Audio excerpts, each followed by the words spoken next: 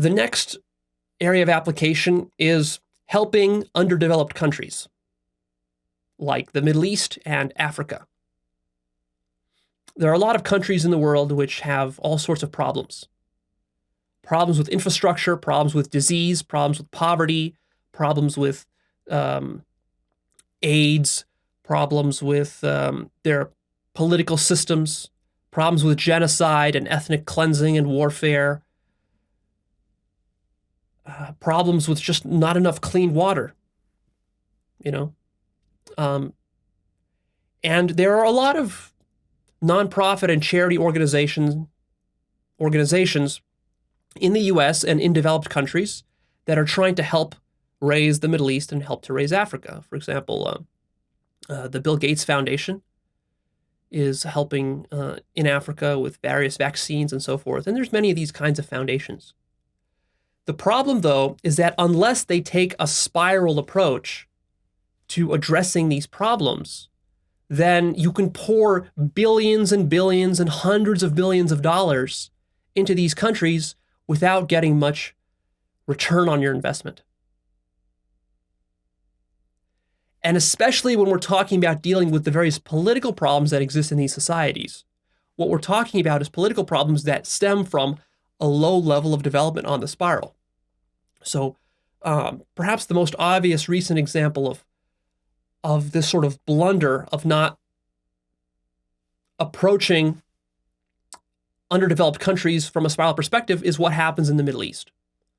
So the United States decides to invade Iraq, thinking that by invading Iraq, we're going to liberate the Iraqi people from Saddam Hussein, this terrible dictator. Except what's not understood is that Iraq is at a stage purple, stage red level of spiral development, which means that you cannot install democracy in Iraq just by deposing Saddam Hussein. Because in a stage red society, what's going to happen is that you install democracy, but the people there are not at a level of development where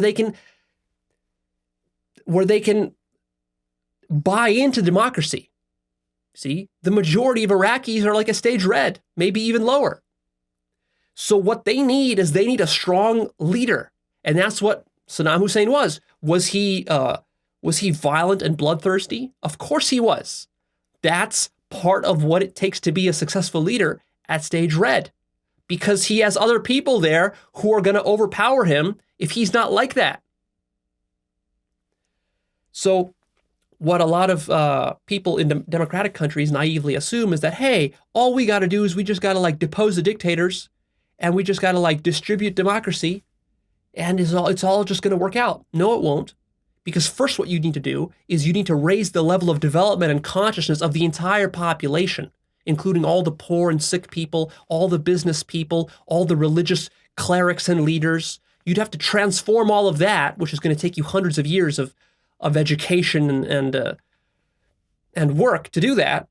You need to build up various kinds of social and political infrastructure which don't exist there. For example, various kinds of judicial systems, legal systems. You need a constitution. You need all these things need to be put into place. You need to install secularism first. Because after stage red comes stage blue. Stage blue is theocracy.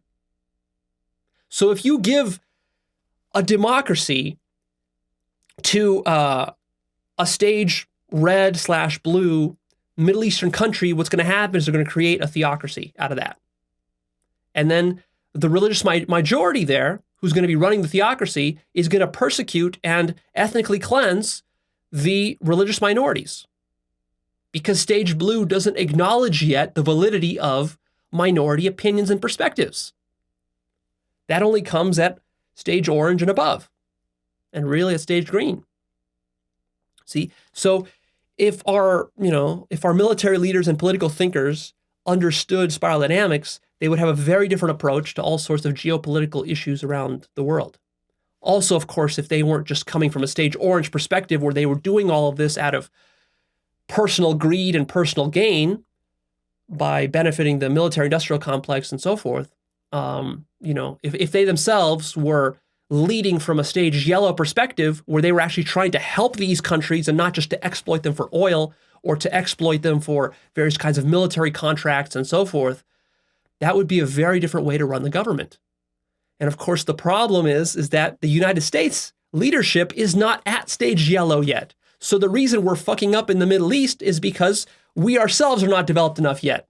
So the irony is that even though we as the United States like to criticize the Middle East for being so underdeveloped, we ourselves are not developed enough yet in order to really be able to help the Middle East properly. And if you think about problems like the Israeli-Palestinian conflict, everything I've been saying applies to that problem as well. If you really want to solve that problem, what you need to do is take a spiral approach. And that's actually exactly what Don Beck has done. Don Beck was one of the developers of spiral dynamics. He actually has spent years in the Middle East working specifically on applying spiral dynamics to resolve the Israeli-Palestinian conflict. And it's really illuminating to read about his work and his efforts in doing that and how much success he's had in doing that. Of course, not total success, because the problem there is very complicated. And part of the problem is that the US leadership isn't acknowledging spiral dynamics, isn't really applying spiral dynamics to the Israeli-Palestinian conflict, because there's various kinds of self-interest and self-dealing going on there. They're not really taking an objective approach to the situation. But if you really wanted to take an objective approach and to resolve that situation, then you would study spiral dynamics and you would follow the work of Don Beck and kind of take what he's been doing and then just amplify that up. The problem is that it's difficult for him to get enough funding in order to really do his work there and to have a big impact. But I'll actually post a book on my book list in the future, which explains all of the intricacies of how he was applying spiral dynamics in the Middle East to help resolve that particular problem. And what that ultimately involves, just in a nutshell, because it's very complicated, but in a nutshell, what it involves is you have to recognize that in the Middle East, with the Palestinians and the Israelis, Israeli society has multiple strata of people at different development levels. So you've got Israelis at blue, you've got Israelis at orange, you've got Israelis at green. The Palestinians are less developed, and you've got Palestinians at red, you've got Palestinians even at purple, you've got Palestinians at blue, you've got Palestinians at orange, and you've got some Palestinians at green. And so what needs to happen is you got to teach spiral dynamics to all these different stages and help them to understand that this problem in Israel and Palestine is not just about yes, Israel or no Palestine or vice versa. It's not just a simple kind of black and white, good versus bad, who's going to win, us or them. That can't possibly be resolved. What needs to be understood is that society is complex. Both of these societies are very complex, and that there's different kinds of forces and motivations and value systems at work, which are making it very difficult to reconcile what's going on there. Because what's happening is the lower stages, those segments of society which are at purple or red or blue, what they're doing is they're radicalizing the political discussion,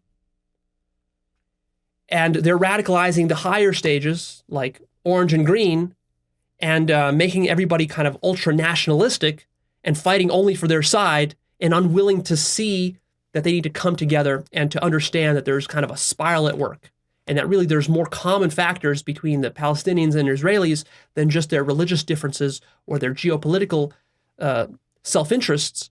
But it's really, they're both evolving up the spiral, but just at different rates and in different ways. And if they understood that better, then this situation could be resolved. But the problem, of course, is that for every one person who's trying to explain the spiral to people, and by explaining the spiral, that helps to de-radicalize people, there's 100 others who are themselves radicals and ideologues who are trying to do the exact opposite thing, which is they're trying to radicalize people and polarize them for their side. And so what we need is we need more people teaching spiral dynamics in a non-judgmental, non-condemning sort of way, and that leads to depolarization and ultimately de-escalation. Because before you can get political violence, first what needs to happen is you need to ideologically radicalize people. And usually the ones who get ideologically radicalized are the poorest, the ones who are the lowest on the spiral, the ones who have the least to lose. because, if you're living in the Middle East and you've lost your family to some drone strike and you don't have any good job prospects and the economy is doing bad, and then you're listening to your religious cleric who's a radical, who's radicalizing you about how evil the other side is, who has caused all these problems for you, scapegoating some other group of people, then what are you going to do? I mean, you're going to accept that as a dogma, as an ideology. You're going to get radicalized and polarized, and then you're going to go and you're going to commit violence. Also understanding, for example, that if we want to solve terrorism in the Middle East, that's not going to happen through military combat. A much better approach would be through funding education programs, funding healthcare, genuinely helping their economy, not just trying to leech off their oil supplies, but actually helping their economy get off its feet, or get on its feet, rather. Through these kinds of efforts, by actually improving the quality of their society, by helping to meet their basic needs, that's going to help to evolve them up the spiral. And in this way, people will stop wanting to be terrorists. They're only terrorists, really, because their society is such a low level of development. It has nothing to do with Islam per se. It has nothing to do with religion.